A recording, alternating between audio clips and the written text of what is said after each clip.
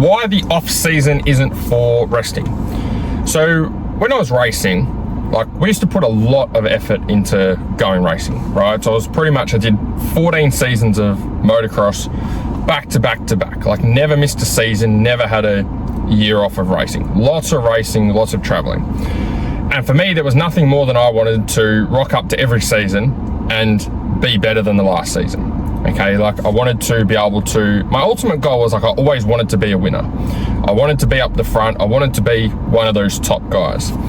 And on the inside, maybe that's just because I wanted a little bit of recognition, or I wanted people to notice me. I wanted people to be able to come up to me and say, like, how well I was racing, or how fast I was going, or like, I wish I could ride that fast.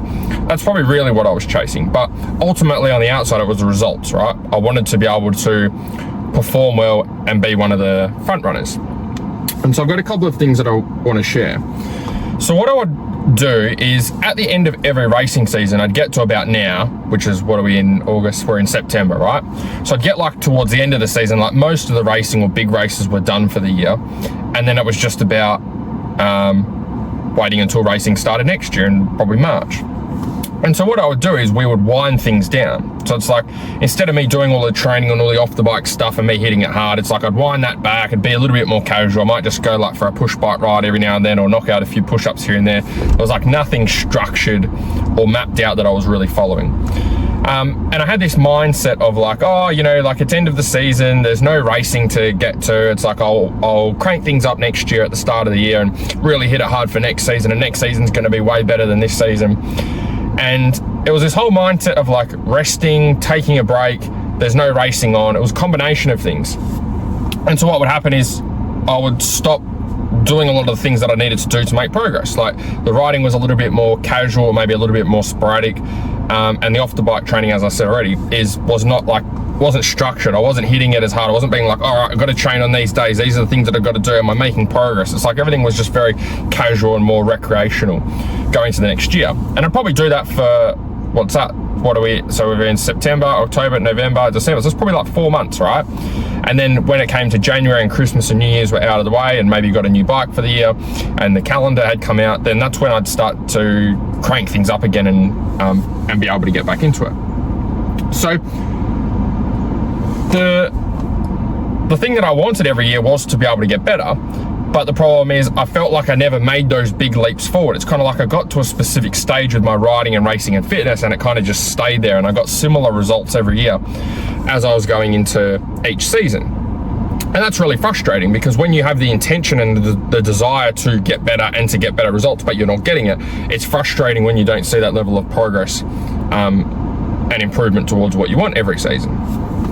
So the reason I keep checking my computer is because there's a few things that I want to cover, that I make sure I cover everything. So there was one of the things that I learned from, there was a guy named Brian. So after I'd finished my riding and racing, I started doing competitive fitness competitions. And so they're made up of fitness and strength, and you do different types of workouts and you compete against other people. And the guy that owned our gym, that was also the head coach and ran everything and did all the programming, his name was Brian. One of the things I learned from Brian is that when we were doing these competitive fitness competitions, is we just kept training all year round. Like, we literally never took time off. And one of the things that I learned from him is that every time you take time off from doing training for these competitive fitness competitions, you go backwards, right? So what happens is, when you take time off from training, you go backwards, but then you also have to spend that same amount of time moving forwards. So if I was to go, I want to have 3 months off doing competitive fitness training, and then I'll come back and do it later when there's some more competitions, what would happen is that you'd go backwards for 3 months, and then you'd have to spend the next 3 months just getting back to where you were before. So you lost 3 months going backwards, 3 months trying to go forwards to get back to where you were at the start. Ultimately, you've lost 6 months. That's 6 months where you were stagnant. You didn't make any progress. You're exactly the same all the way through. And so, unfortunately, I didn't get to implement that lesson into my racing, because I learned that after I'd finished racing. But when I look back at my racing, that was one of the big problems that I had, and probably my biggest opportunity for making progress, is at the end of every season I'd have those 3 or 4 months off where I'd dial everything right back. Dial back maybe the riding wasn't as like serious or as focused. Dial back the training was definitely a lot more casual, a lot less structure. So it's like I'd spend 3 or 4 months at the end of the year going backwards to then have to spend the first 3 or 4 months at the start of the next year just getting back to where I was before. I'm spending 6 or 8 months really not going anywhere. And so that's part of the reason why I wasn't able to see those big leaps forward every year, is because even though I said mentally like, oh yeah, I'm going to hit it hard, like I'm going to get at it, you know, I'm going to try extra hard, do extra stuff, do A, B, and C at the start of next season. The truth is, even if I did all of those things and I had all of those at a 10 out of 10, it didn't matter, because I was just trying to rebuild myself and get myself back to where I was at the end of the last season, rather than actually coming into the start of the following racing season a better rider, a better racer, fitter and stronger and ready to rock and roll by the time the first race came around. So that's what started then, or as transition into the base of our faster lap system, which is where you need a system with your training that allows you to be able to train all year round. Because that's one of the problems that I see with a lot of racers, and maybe that was my problem as well, is I had in my mind that I like need to be training all of the time, I need to be doing all of this stuff, it's like very exhausting, I need to be flogging myself. And so it's very hard to be able to stick with that all year round. So that was one of the foundational things that when I was putting together the faster lap system, it was making sure that the workouts were short and sharp. It made sure that our riders only had to train a few times a week. They only had to train for 45 minutes at a time. They didn't have to spend hours and hours and hours training and doing it every day, because I knew they wouldn't be able to keep that up all off season. Like, they'd want to have the time off. So that's what then allowed us to be able to work with racers up to 6 years plus, right, of consistent training without burning themselves out, without being flogged before every season. It's like they can train all the way through the season, and then they can train all the way through the off season and still build going into the next season, purely because they're not flogging themselves. They're doing the right amount of training with the right types of exercises to actually be able to help with their riding and racing. And because they can do that, because they can keep up the training longer, they can get better results and see progress over the long term, because it's not just this stop start thing that I was doing when I was racing, going hard during the racing season and then resting in the off season and then going hard and not really feeling like you're getting anywhere.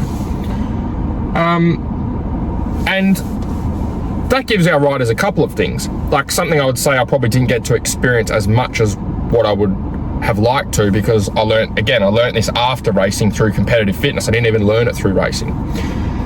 The first thing was that I find for a lot of our guys is, like, when you get to the start of a race season and you know that you've put a lot of work in, you know that you've made progress, you know you've got fitter, you know you've got stronger, you know you're feeling better on the bike, there's this different level of confidence that you have going into the race season.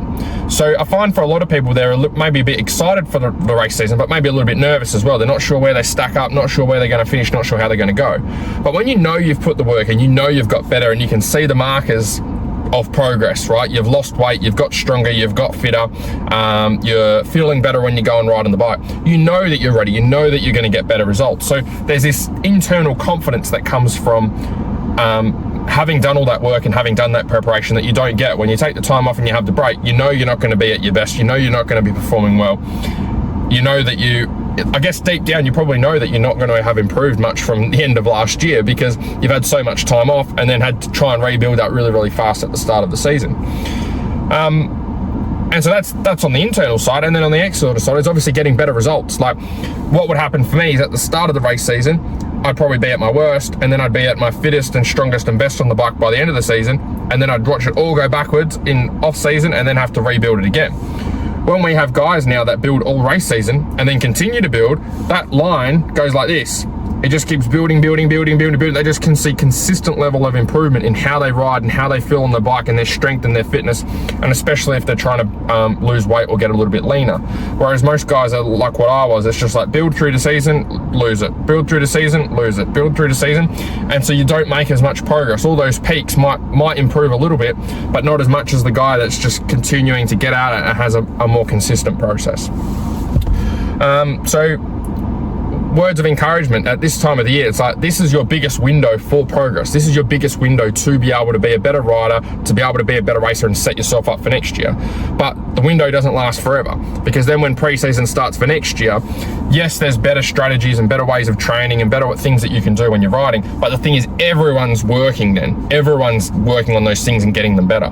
This is the real differentiator. When everyone else is doing nothing and you're going hard and really dialing it in, that's the bit that's going to have that fork in the road and really separate you from the other riders by the time next season starts. But it might look like the progress is next season, but the progress isn't next season. The progress starts now. It starts from all of the work that's happening while all the other guys are out there drinking beers, you know, going on holidays, having a rest, going into next year. But anyway, hopefully guys found that helpful, and see you on the next video. See ya.